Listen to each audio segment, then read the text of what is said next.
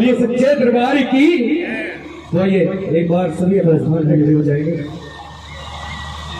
माँ की पावन जोत का आगाज होने के लिए जा रहा है और आज के हमारे चीफ गेस्ट संदीप गर्ग जी माँ की जोत का आगाज करेंगे। बोलिए सच्चे दरबार की।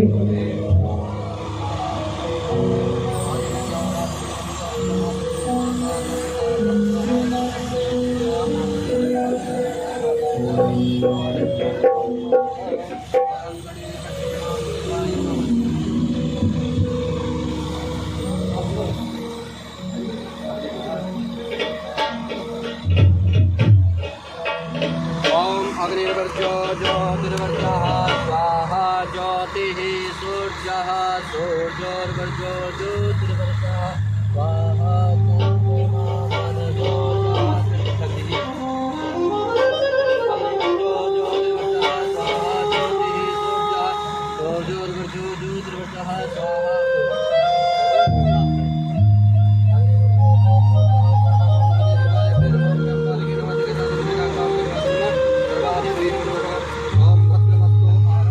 ये सच्चे दरबार की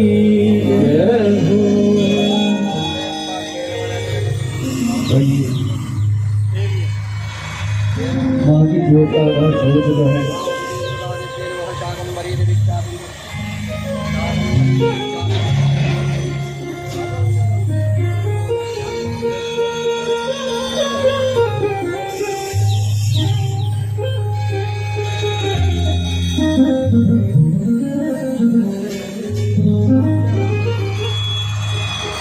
और जितने भी भक्तजन माँ के दरबार में आए हैं बारी बारी करके माँ की जोत को प्रणाम करके अपना स्नान बनाया करें, माँ से आशीर्वाद लें।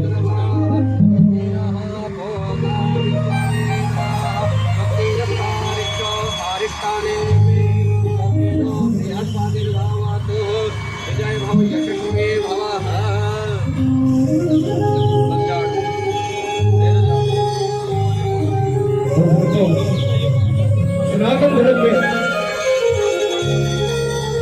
जब भी हमारे घर परिवार में कोई मेहमान आता है तो सबसे पहले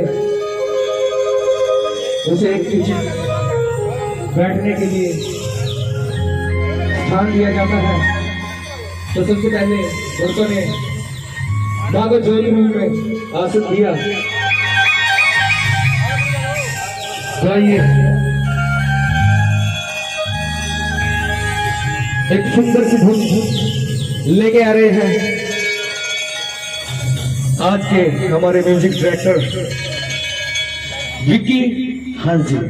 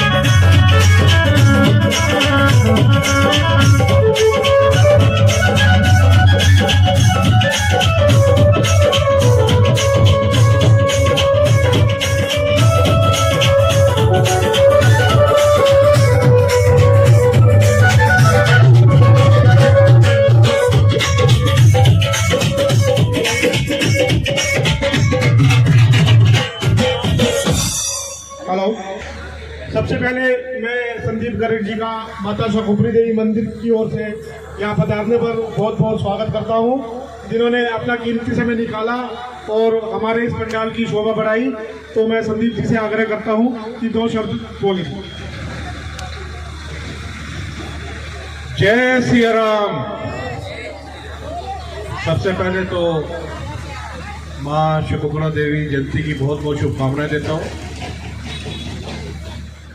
और यहाँ के प्रधान समितिकारक और सभी कमेटी के मेंबर और आप सभी संगत यहाँ पर मौजूद है।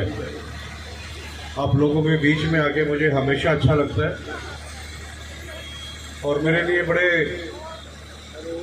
सौभाग्य की बात है कि आप लोगों ने मुझे याद किया और आप लोगों से मिलना होगा। जैसे आप जानते हैं कि सारे विश्व में, सारे हिंदुस्तान में राम में एक माहौल बना हुआ है इस तरीके का कि जैसे पिछले दिनों आपने 22 तारीख को देखा कि रामलला का प्राण प्रतिष्ठा पर जो अयोध्या में हुआ, हमारे सब के लिए बहुत गर्व की बात है। और ये सिर्फ हिंदुओं के लिए गर्व की बात नहीं है, मुसलमान और सिखों के लिए भी गर्व की बात है, क्योंकि आप कुरान उठाकर देख लीजिए, उसमें भी राम का नाम है। और श्री गुरु ग्रंथ साहब उठा के देख लीजिए, वहाँ भी राम का नाम है, रामायण में तो राम है ही। तो हम हर एक भारतीय के लिए ये बहुत गर्व की बात है। देखिए, प्राण प्रतिष्ठा समारोह हो गया, रामलला 500 साल के बाद अपने दरबार में चले गए, मंदिर में चले गए। काम यहाँ से शुरू हुआ है, अभी खत्म नहीं हुआ।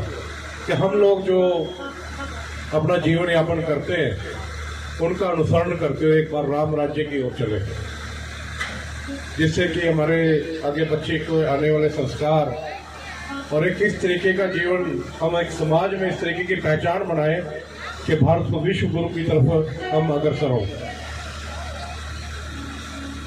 अभी तो जैसे आप जानते हो अयोध्या सजी है, काशी भी सजाएंगे। फिर शाम मेरे कृपा करना, एक दिन ऐसा भी आएगा कि हम कुरुक्षेत्र को भी सजाएंगे। आप लोग बताइए, कुरुक्षेत्र में भगवान श्री कृष्ण की सबसे ऊंची प्रतिमा होनी चाहिए या नहीं होनी चाहिए? वहां पे विदेशी लोग भ्रमण के लिए आने चाहिए या नहीं आने चाहिए? 20 से ज्यादा 5 स्टार होटल होने चाहिए या नहीं होने चाहिए उनके ठहरने के लिए? इंटरनेशनल एयरपोर्ट होना चाहिए या नहीं होना चाहिए?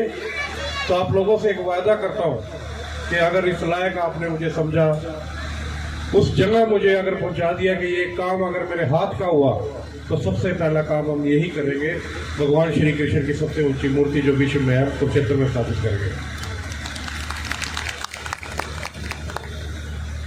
देखिए, आप सभी जानते हैं रसोई चल रही है, 4,500 लोग डेली खाना खा रहे हैं। चाहे वो कैंप के थ्रू वृद्ध, मेरे जो माता तुल्य पिता तुल्य जो वृद्ध हैं, उनकी आंखों की रोशनी जिसकी कमजोर हो गई, हम 10,000 से ज़्यादा चश्मे वितरित कर चुके हैं।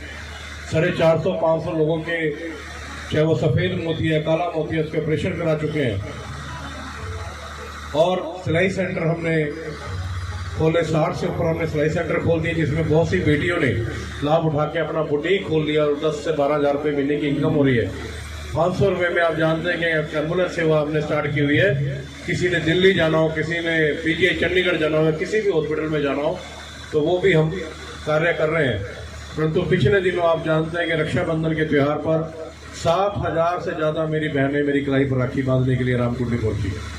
और एक उनको मैंने उपहार स्वरूप एक सौगात दी कि कोई भी गर्भवती मेरी बहन है, मेरी बेटी है, अगर उसके घर से कॉल आती है तो उसके लिए अलग से वैन है, हॉस्पिटल भी लेके जाएंगे। और जो कोई नॉर्मल डिलीवरी होगी या सर्जेरियन डिलीवरी होगी, और जब उसको छुट्टी मिलेगी तो दोबारा उसको घर तक छोड़ने आएंगे, तो किसी भी प्रकार का कोई 1 रुपया नहीं लिया जाएगा। और आप जानते हैं कि यही काम आप अगर प्राइवेट हॉस्पिटल में करवाना हो तो 40 से 50,000 रुपये लगते हैं। और अगर कहीं बच्चा बीमार पैदा हो, शीशे में रखना पड़ जाए, तो ये बिल 1 लाख रुपए तक का बनता है।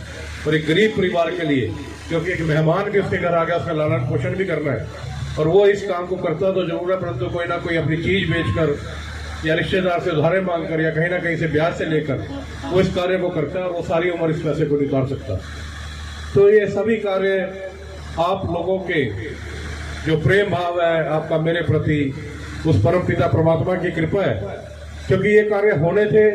परंतु मैं बड़ा सौभाग्यशाली अपने आप को समझता हूँ कि उस परम पिता परमात्मा ने मुझे इस लायक समझा और मुझे माता रानी और शक्ति दे, जिससे कि आने वाले समय में हम और अच्छे कार्य कर सकें। एक अगला प्रोजेक्ट हम बहुत जल्दी शुरू करने जा रहे हैं। आप जानते हैं कि गौवंश के बारे में आए दिन सड़कों पे, मोहल्लों में, गलियों में कोई ना कोई घटना घटित होती रहती है, चाहे वो मोटरसाइकिल से एक्सीडेंट हो जाए, चाहे कार से एक्सीडेंट हो जाए, या फिर कोई वृद्ध पैदल जा रहा हो, पीछे से गाय ने सिंग मार दिया, तो बहुत सी अनहोनी आए दिन होती हैं और गौवंश को भी नुकसान पहुंचता है। आम जन को तो पहुंचता ही है।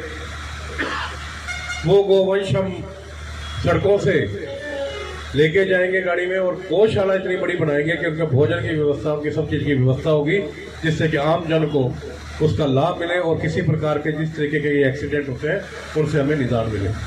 तो बहुत बहुत धन्यवाद करता हूँ एक बार फिर से मैं शकोपरा देवी कमेटी का, जिन्होंने मुझे यहाँ पर बुलाया, आप लोगों से मिलवाया और इतना मान सम्मान दिया। एक ही बात अंत में कहता हूँ कि आपके यहाँ सुख समृद्धि शांति का वास हो, माँ लक्ष्मी का वास हो, माँ सरस्वती का वास हो। आप हक के साथ जिए, मान सम्मान के साथ जिए, यही प्रभु इच्छा है, यही मेरी इच्छा है। बहुत बहुत धन्यवाद।